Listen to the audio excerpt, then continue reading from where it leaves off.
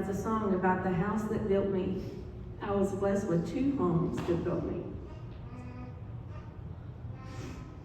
One with my parents in Plum Grove, and the other one was in the city limits of Cleveland with my Aunt Connie and Uncle Dwight. My Aunt Connie and Uncle Dwight they were simple people.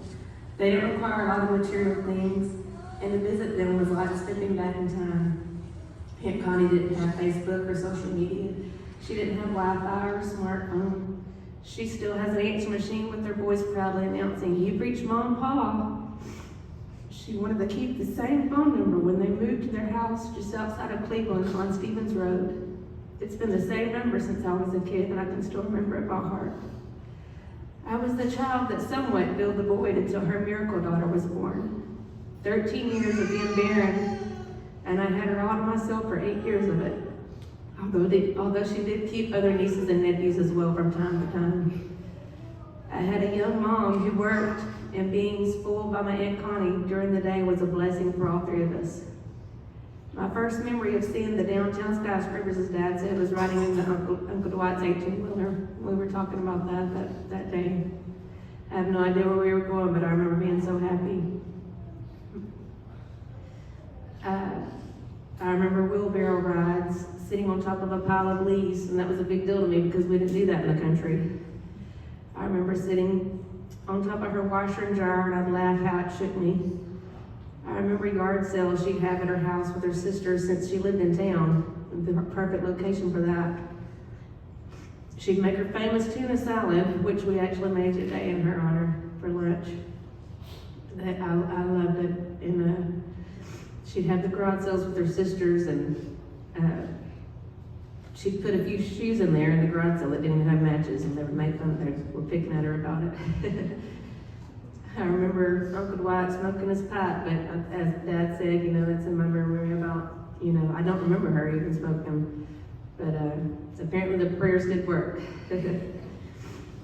I was 8 when Susie arrived and already in school. I had a little sister at home, and my mom was able to stay home, so I didn't really stay with Aunt Connie as much, but Susie brought in a whole new level of her, of being spoiled and loved. She was the daughter they had prayed for, the one God blessed her with after they were prayed for at church. Every coloring page in the coloring books was ripped out and taped to the walls to display. She wore all the frilly dresses and socks. She took tons of pictures. She was so proud of her. They were excellent parents. They brought her to church. She was 7th in her class, graduated high school and college, and became a teacher. I was a few months shy of being 20 when she called and said there was a blonde-haired guy at church she thought I would like to meet. His name was Jake, and he played the drums. My sister and I went to investigate one Wednesday night, and afterwards Jake suggested we all go to Whataburger, including Aunt Connie, Susie. I'm not sure if Uncle Dwight was there. I'm sure he was. 3 months later, he proposed, and 3 months later, we were married. Almost 26 years later, Aunt Connie still would act nervous that she made the right decision and said she'd never set anyone up again. But I say she did a great job. Aunt Connie lived for her grandkids, saving me. Her house was a kid's paradise. Bo and Ezra also loved going to play at her house. It could be called a toy museum. I mean, it was just for kids. It was awesome. Still is.